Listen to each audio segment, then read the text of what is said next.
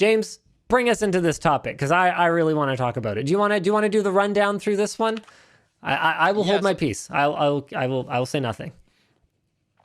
Okay, so it came to the attention of this, I guess, a website, a news website that I don't know. It's called The Markup, but they did this investigation where they made their own ads using this category of ad targeting that you can use. When you make an ad on Facebook, you can naturally target it at specific psychographics and stuff that Facebook has, and that's why advertising on Google or Facebook is so awesome. Okay, I promised I wouldn't say anything, but James, you've actually done some advertising for us on Google and Facebook, right? Yeah. So can you talk about, like, for people who don't know, like, I actually don't even know that much about it. Can you talk us through how you create like a targeted ad in the first place? Well, there's a couple different types. Like on some platforms, there's just boosted posts. So any post, like any video you upload to YouTube or any post that you make on Instagram or Facebook, you could just boost. So then that's why you get that little promoted box underneath it, and it just gets put in front of other people who aren't on your friends list or whatever. But I think you can also just make just straight up ads that are going to apply to like the sidebar on the desktop, for example. And when you're making those types of things, you can choose which kind of geographic range you want them to be served to. So I only want people in Kansas to see this political ad, for example. And then there's all sorts of psychographics and demographics. So it should be women between the ages of 30 and 50 who like, now here's where it gets really interesting, who like exercise pants and also messy shoes. So those are the targeting categories that we're talking about here, where this organization, the Markup, discovered that there was a targeting category for pseudoscience, people who like pseudoscience. And they created their own ads and boosted posts on Instagram and Facebook to target these people. And the ad got approved.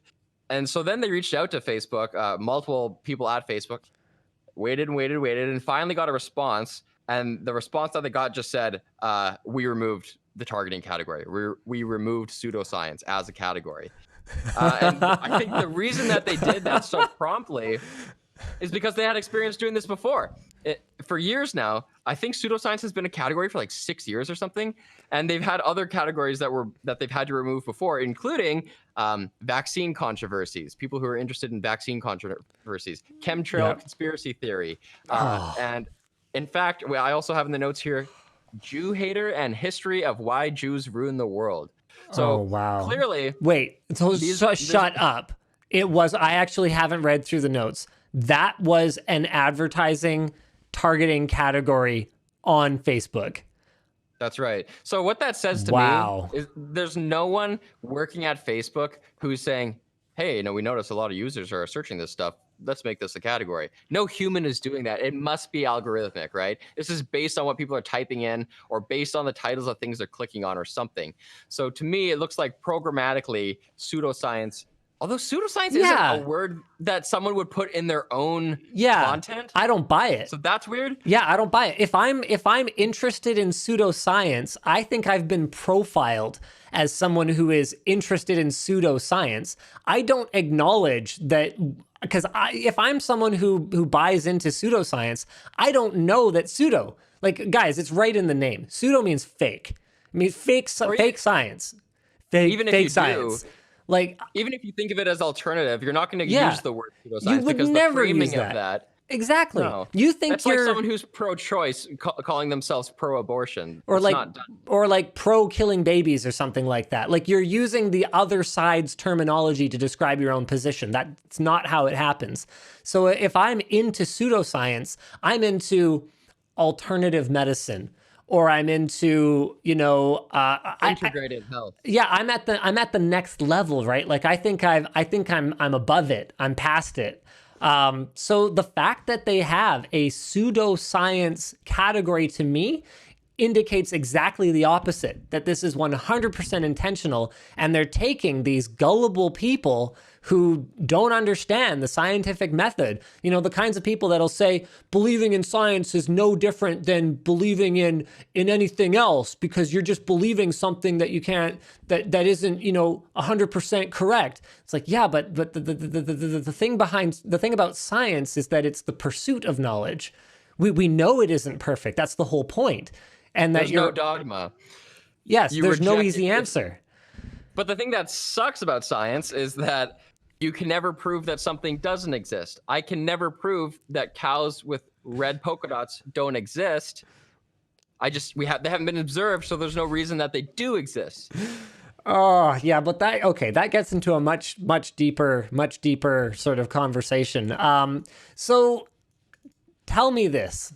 I want to have real talk, real conversation here. Is this the most blatantly evil thing you've seen out of Facebook so far? Intentionally creating a category that allows you to target people who you know are gullible and vulnerable to believing things that simply have no proof that they are true, and in fact, may be well known to be not true. Well, it's interesting because they're doing this simultaneously. Like, this is all in the context of COVID. And simultaneously as this is happening, other parts of the business, including the CEO, Zuckerberg, are making all these other efforts and announcements and things they're implementing that are the exact opposite of this. You know, since the Cambridge Analytica thing, and maybe even before, they've been so focused on trying to have truth on the platform and try to reduce the amount of... Have they? From a PR perspective. Yeah, okay, sure. Yes. All right, sure. Like on the 16th of April, Zuckerberg said that Facebook they added warning labels on 40 million posts related to COVID-19. They have this other thing where, like, if you had engaged with a post that was known to be unsubstantiated related to COVID, they like gave you a notification telling you that, and you could click through and go to the World Health Organization's website for information. So parts of the business are trying, but is it just the fact? Are they a hydra and some of the heads don't talk to other heads?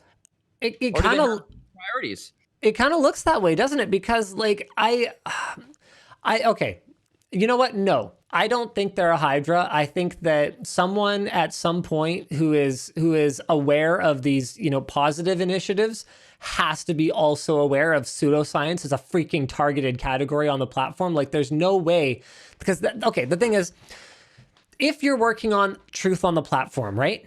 You're looking at organic posts. So, you know, whatever Linda or Karen posted in their, you know, mom group or whatever, you're looking at that kind of stuff, but you're also looking at boosted posts. So organic posts or seemingly organic posts that have been given a little kick in the butt. And then you're also looking at advertising posts, right? Because all of that is part of that transparency and fact on the platform sort of initiative that they're supposedly working on, right? So as soon as you encountered an ad, right, that was obviously false, I'm imagining what Facebook's internal, you know, interface looks like. It's probably not garbage, given that they are a, you know, web development company. So probably when I click on that post, there's something akin to the like the business manager interface that we've got for managing our own like boosted or advertising posts that says what categories this post was intended to target. So but Linus, that information is exposed to Facebook users now. You can do that. You can click on an ad and say, "Why am I seeing this?" And it'll say you were selected as part of the pseudoscience category. Exactly. So the user can see that. So it's not a big secret. So I don't buy the Hydra argument then. There's no way that these guys working on the positive initiatives couldn't have noticed this. So I think it's just as simple as they want to have their cake and eat it too. They want to talk about how they care about people getting, you know, real evidence-based information, but they want to make money on people peddling nonsense on the back end. I think it's that simple. It's gross. I mean, but this whole theory is based on the fact that you and I can't figure out how this category was labeled the way it's labeled. So there could be an easy explanation for that that we're just not thinking of. Yeah, maybe. I mean, AI tools, you know, they're getting pretty good. Maybe they managed to maybe the AI managed to label it on its own. But that is just brutal.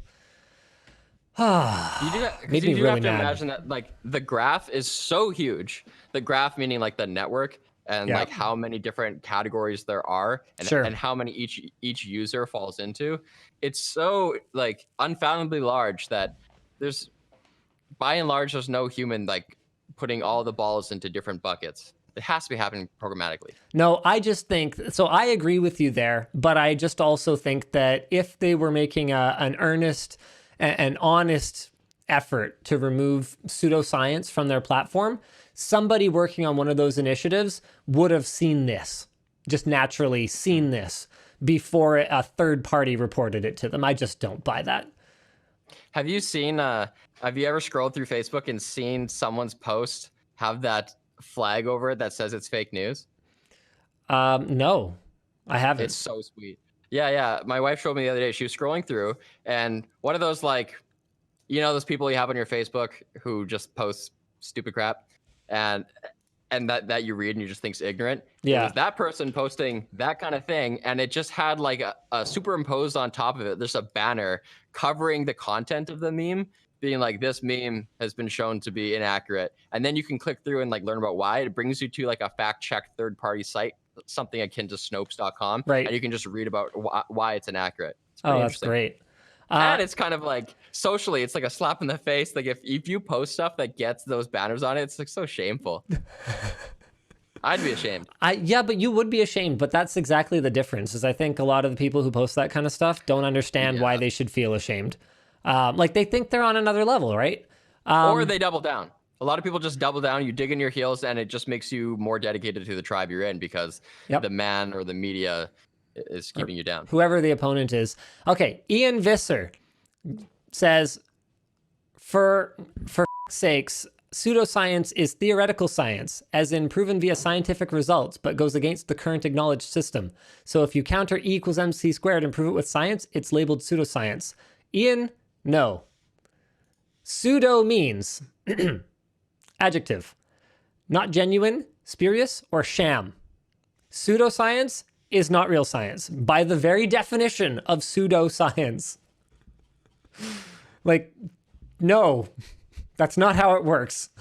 Well, I mean, there are things like entrance to science, things that are kind of like under review that are not part of the canon yet, that like just need more testing. There are hypotheses that need to. Yes. The difference between a hypothesis and a theory, one of them, or the difference, sorry, between a theory and a law, one of them is just the test of time.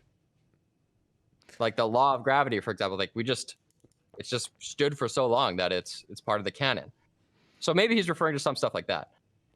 That's quite possible.